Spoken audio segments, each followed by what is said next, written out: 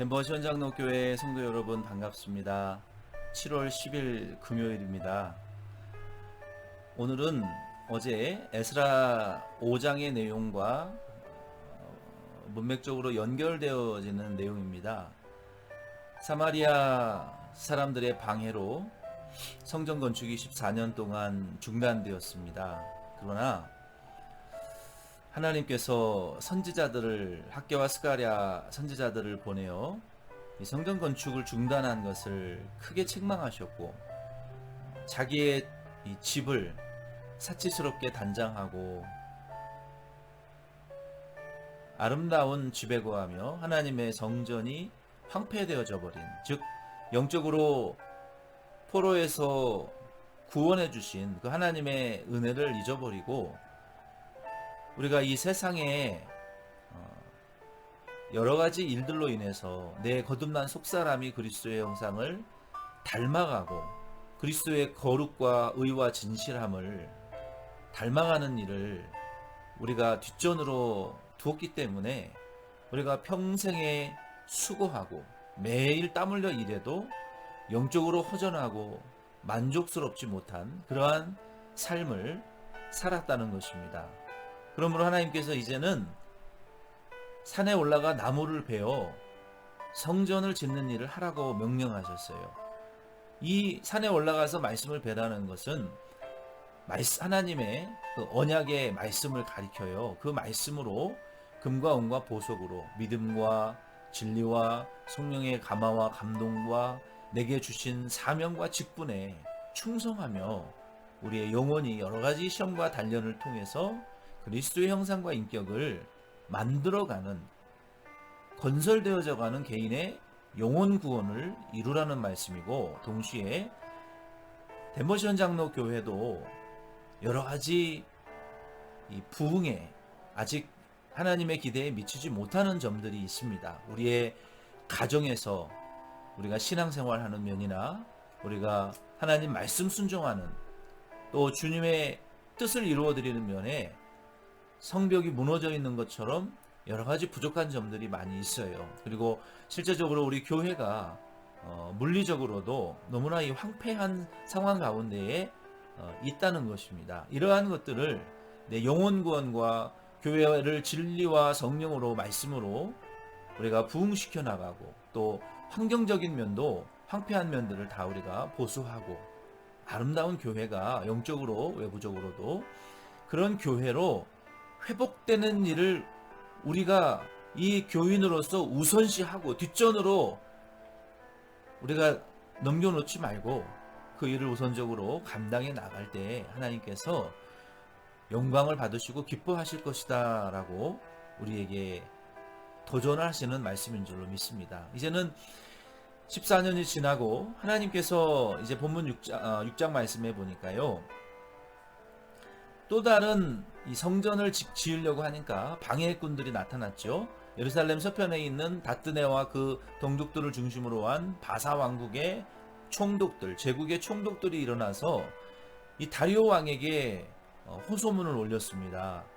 유대인들이 이 성전을 지으려고 하는데 누가 이것을 허락했는지를 모르겠으니 그들의 말로는 고레스 왕의 허락을 받고 한다고 하오니 이것을 확인해 주십시오라는 호소문을 올렸어요. 그래서 다리오 왕이 그 총독들의 호소문을 받고 왕궁의 보물 창고와 전각들과 서재들을 다 조사하게 시킵니다.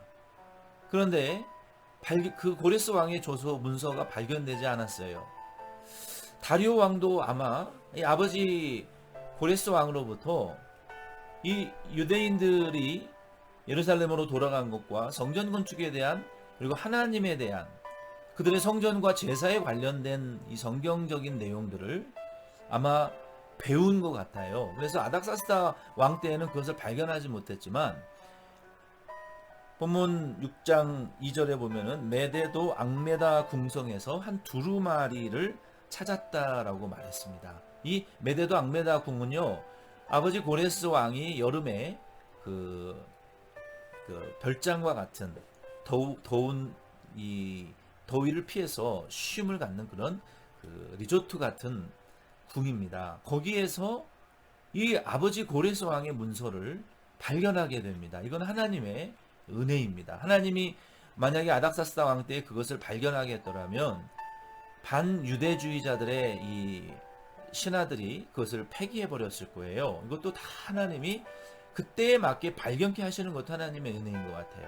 이 하나님을 경외하는 다리오 왕이 이것을 발견하고 그 내용을 실제로 보니까 여기 3절로 이제 5절에 고레스 왕이 그 성전을 짓는 그 규모 60규빗 60규빗 그리고 이 높이와 너비가 60규빗이 되게 되도록 정사각형의 형태로 이 성전을 지으라고 명령했고, 모든 그 재물 들어가는 비용은 이 바사 왕국에서 다 감당하기로 그렇게 조서를 내렸습니다. 이 왕궁의 규모는 사실 솔로몬의 성전보다도 훨씬 큰 규모였어요. 그러나 나중에 수르바벨이 지은 성전의 규모를 보면 그보다도 훨씬 작은 규모로 지었습니다. 이렇게 한 이유에는 몇 가지 이유가 있을 수 있어요. 하나님이 다윗에게, 또 모세와 다윗에게, 솔로몬에게 보여주셨던 그 식양에 사실은 맞지 않는 규모죠. 그리고 그 규모대로 하려고 했을 것이고, 또 바사 왕국의 도움 없이 유대인들이 자력으로 성전을 지으려고 했기 때문에 저 작은 규모로 성전을 지은 것 같습니다. 아무튼 이 조서를 발견하고 다리오 왕이 이제 6절로 12절 말씀에 보면은 예루살렘 서편에 있는 총독들에게 다리오 왕의 조서를 내립니다. 그 조서의 내용은요, 예루살렘 서편에 있는 총독들에게 모든 성전 짓는 일을 절대로 방해하지 말라. 그리고 모든 비용을 너희들이 바사에게 바쳐야 될 세금을 유다 성전 짓는 일을 위해서 쓰고, 그리고 그들이 하나님 앞에 제사 드리는 백성들인데 하나님 앞에 제사 드리기 위한 소와 모든 제사의 제물들을 아낌없이 요구하는 대로 매일 공급하라. 그리고 왕과 왕자들의 생명을 위하여 기도하도록 하라라고 이렇게 다리오 왕이 조서를 내렸습니다.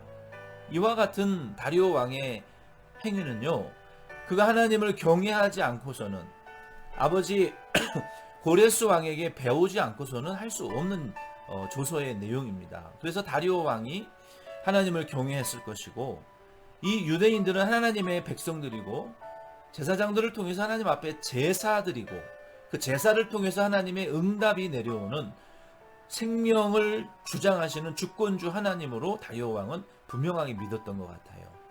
이 이방 나라 왕이 이와 같은 믿음을 가지고 있었던 것도 하나님의, 그렇게 마음을 감동시키신 것도 하나님의 은혜입니다.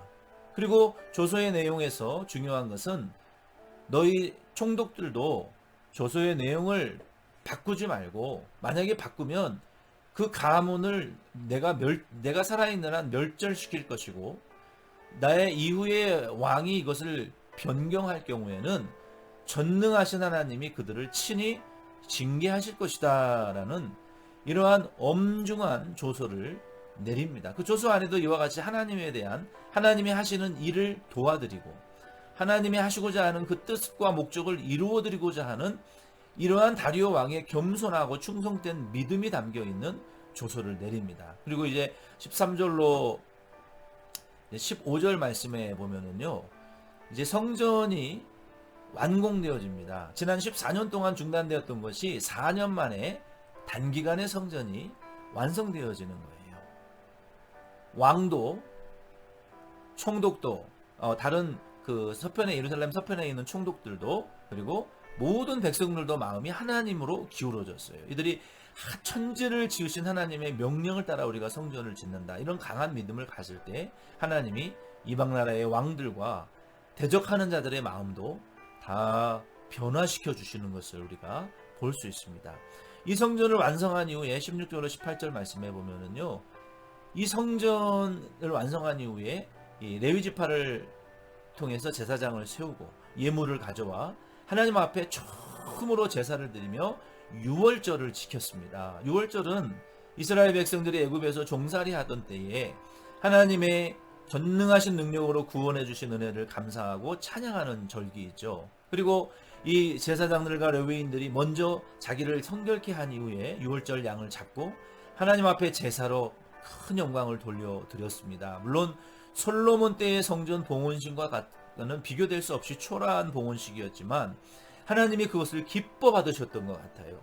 믿음으로 하나님의 구원의 은혜의 진심과 순전한 마음으로 감사함으로 드리는 이 예배를 하나님이 기뻐하셨고, 그리고 무교절을 일주일 동안 지켰습니다. 이방인들 가운데에서도 우상을 버리고 하나님께 돌아온 자들이 다 유월절 어린 양 예수 그리스도의 희생 십자가에 장차 오셔서 죽으셨다 부활하심으로 피 흘리심으로 죄를 사하사 택한 자녀들을 구원하실 그 예수 그리스도의 영생의 은혜를 유대인과 이방인들이 다 함께 죄를 버리고 나누고 하나님이 주시는 큰 즐거움으로 바사왕의 마음을 감동하사 하나님의 성전 짓는 역사와 유대인들을 예루살렘으로 돌아오게 하신 그 하나님의 구원의 은혜를 감사하고 찬양하며 영광을 돌려드렸습니다.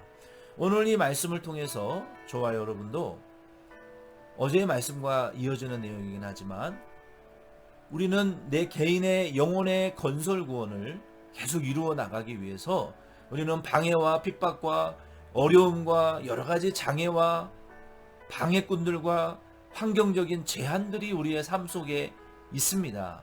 그러나 그것으로 이 유대인들처럼 낙심하지 말고 지금은 성전 지을 때가 아니고 기도하고 예배드리고 교회 갈 때가 아니야.